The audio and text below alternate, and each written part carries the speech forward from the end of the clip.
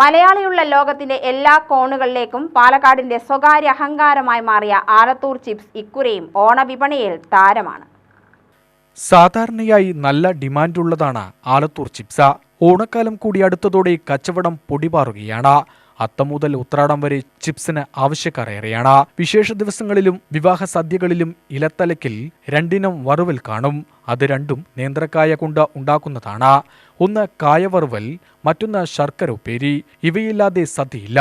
ഇതര ദേശങ്ങളിൽ താമസിക്കുന്ന മലയാളികൾ നാട്ടിൽ വന്നു പോകുമ്പോൾ ലഗേജുകളിലെ ഒരിനം നേന്ത്രക്കായ വറുവലായിരിക്കും. കേരളത്തിൽ ഉൽപ്പാദിപ്പിക്കുന്ന കായകൾക്ക് പുറമെ തമിഴ്നാട്ടിൽ നിന്നും നേന്ത്രക്കായ വരുന്നുണ്ട്. നിർമ്മാണ രീതിയിലെ മികവാണ് മറ്റ് ചിപ്സുകളിൽ നിന്ന് ആലത്തൂർ ചിപ്സിന്റെ വിലയിൽ മാറ്റം വരുത്തുന്നത്. നല്ല നാടൻ കായ മില്ലിൽ നിന്ന് നേരിട്ടെത്തുന്ന നാടൻ വെളിച്ചെണ്ണയിൽ വറുത്തെടുക്കുന്നു. കൂടാതെ നാടൻ മഞ്ഞൾപ്പൊടിയും ഉപ്പും മാത്രം നിറത്തിനോ മണത്തിനോ വേണ്ടി ഒന്നും ചേർക്കാത്തതാണ് ആലത്തൂർ ചിപ്സിന്റെ രുചിയുടെ പിന്നിൽ. ഏതാനും വർഷം മുമ്പ് വരെ വാഴകൃഷി മേഖലയോടനുബന്ധിച്ച ചെറിയ പട്ടണങ്ങളിലെ പ്രധാന തൊഴിലിനും വിപണനവുമായിരുന്നു നേന്ത്രക്കായ വറുവലെങ്കിൽ ഇന്നിപ്പോൾ കാര്യങ്ങൾ ആകെ മാറി.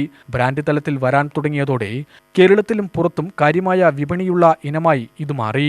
കേരളത്തിന്റെ അതിർത്തി പ്രദേശത്തെ തമിഴ്നാട് ഭാഗങ്ങളിലെ പട്ടണങ്ങളിൽ മാത്രം കണ്ടിരുന്ന ചിപ്സ് ഇപ്പോൾ ഇന്ത്യയിലെ എല്ലാ പട്ടണങ്ങളിലും സുലഭമാണ്. മലയാളിയും ഓണവുമുള്ള കാലത്തോളം മറ്റെന്തൊക്കെ മാറ്റം വന്നാലും നേന്ത്രക്കായ ചിപ്സിന്റെ ആവശ്യത്തിന് മാറ്റം വരില്ല.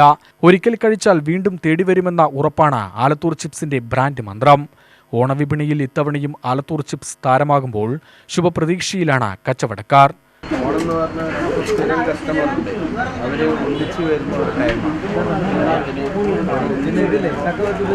അത് കൊടുക്കുക എന്നുള്ളതാണ് നമ്മളുടെ ഇത്. അല്ലാണ്ട് ഓണക്കച്ചവടം എന്ന് പറഞ്ഞാൽ ഓണക്കച്ചവടം എന്ന് പറയുമ്പോൾ ഈ സാധാരണ ഇപ്പോഴുള്ള റേറ്റ് ഇപ്പോഴുള്ള റേറ്റ് നമ്മൾ കായ് വില കൂടിയാൽ മാത്രമേ കൂടുള്ളൂ. അല്ലാതെ ഓണക്കച്ചവടം എന്ന് പറഞ്ഞാൽ നമ്മളെ റേറ്റ് കൂടി കിട്ടാറില്ല. അങ്ങനെയാണ്. പിന്നെ ഓണത്തിന് സാധാരണ തിരക്കുന്ന എല്ലാ കസ്റ്റമറും ഒന്നിച്ച് വരുന്ന ഒരു ടൈമാണ് ഓണം. അപ്പോൾ അവർക്ക് സാധനങ്ങൾ ഇല്ല എന്ന് പറയാൻ നമ്മളെ കൊണ്ട് അവർക്ക് എങ്ങനെയും നമ്മൾ കൊടുക്കണം. ആ ഒരൊക്കെ ഒരു പിന്നെ കായ് എടുക്കുന്നതൊക്കെ സെലക്ട് ആവണം, എണ്ണ, മറ്റുള്ള കാര്യങ്ങൾ. പിന്നെ മറ്റുള്ളവർക്ക് വ്യത്യസ്തം എന്ന് പറഞ്ഞാൽ നമ്മൾ കറകളഞ്ഞിട്ട് പറയും വെള്ളത്തിലിട്ട് മഞ്ഞൾ വെള്ളം ഉപയോഗിച്ച് കഴുകി പിന്നെ അതിനെ പിടിക്കാനിട്ട് വീണ്ടും പണി കൂടുതലാണ്.